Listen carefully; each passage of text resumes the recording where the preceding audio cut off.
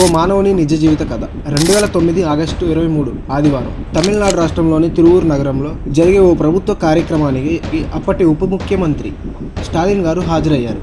భారీగా భద్రతా ఏర్పాట్లు చేయగా ఆ బందోబస్తులో కాంగేయం పోలీస్ స్టేషన్కు చెందిన 39 ఏళ్ల మహిళా కానిస్టేబుల్ జయమణి కూడా విధిలో ఉన్నారు. కార్యక్రమం ముగిశాక జయమణి సివిల్ డ్రెస్ లో తన బంధువుల ఇంటికి వెళ్తున్నట్టు చెప్పి బయటకు వెళ్ళింది. అదే ఆమె చివరి ప్రయాణం అయింది. రాత్రి 9 గంటలకు ఆమె కనిపించకపోవడంతో పోలీసులకు అనుమానం వచ్చింది. ముమ్మరంగా గాలింపు చేపట్టారు. కానీ ఆమెను ఎక్కడ కనుగొనలేకపోయారు. 3 వారాల అనంతరం సెప్టెంబర్ 19న సేలం జిల్లా సంగగిరి దగ్గర భయానక స్థితిలో ఆమె మృతదేహం దొరికింది. పోస్ట్ మార్టం నివేదికలో ఆమెపై భయంకరంగా లైంగిక దాడి చేసి హత్య చేసినట్లు తేలింది. ఈ దారుణానికి పాల్పడింది ఎవరు? పోలీసులు అప్రమత్తమై విచారణ చేపట్టగా కొన్ని ఆధారాల ద్వారా ఓ వ్యక్తిపై అనుమానం మొదలైంది. 2009 అక్టోబర్ 19న కోయంబత్తు సెంట్రల్ జైల్లోకి ఓ నిందితుడిని తీసుకొచ్చారు. అతడే ఎం జయశంకర్. జన సామాన్యంలో సైకో శంకర్గా పిలువబడిన మానసిక హంతకుడు. అతని స్థూల జీవిత చరిత్ర చూస్తే సేలం జిల్లా ఏడపాడికి చెందినవాడు. 12వ తరగతి దాకా చదివాడు. లారీ డ్రైవర్గా పనిచేస్తూ దేశవ్యాప్తంగా ప్రయాణించేవాడు.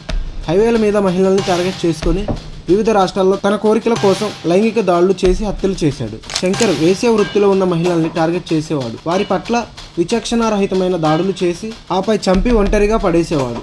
అతి క్రూరంగా శరీరాన్ని ముక్కలు ముక్కలుగా చేసి హింసించేవాడు. పోలీసుల లెక్క ప్రకారం అతనిపై సుమారు 30 కేసులు ఉన్నాయి. కానీ వాస్తవంగా 200 నుంచి 250 మంది మహిళలపై హత్యలు చేసినట్లు అనుమానాలు ఉన్నాయి. అతని బారిన పడిన వాళ్ళలో చిన్నపిల్లల నుంచి వృద్ధ మహిళల వరకు ఉన్నారు. లారీ ప్రయాణాల్లో నిర్మానుష్యంగా ఉన్న ప్రదేశాలలో మహిళలు ఒంటరిగా ఉన్న సమయాల్లో అతను దాడులకు పాల్పడేవాడు. 2011లో కోర్టుకు తీసుకెళ్తున్న సమయంలో సైకో శంకర్ ఓ బస్టాండ్లో కాపలాదారుల్ని మోసం చేసి పారిపోయాడు. నిందితుడి తప్పించుకున్న కారణంగా ఓ కానిస్టేబుల్ మనస్తాపంతో హత్య చేసుకోవాల్సి వచ్చింది.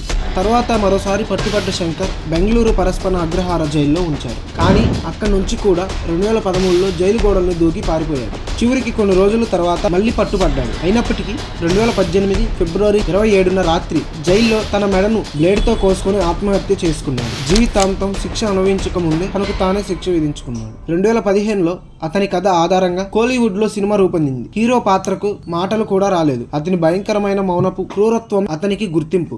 ఈ కథ ఒక భయానక గాథ మాత్రమే కాదు, హెచ్చరిక కూడా. సమాజంలో మృగాల్లాంటి వ్యక్తులు కూడా ఉంటారు కనుక మహిళలైతే గమ్యం తెలియని వారిని నమ్మొద్దు. పురుషులు కూడా బాధితులే కావచ్చు. జాగ్రత్తలు అందరికీ అవసరం.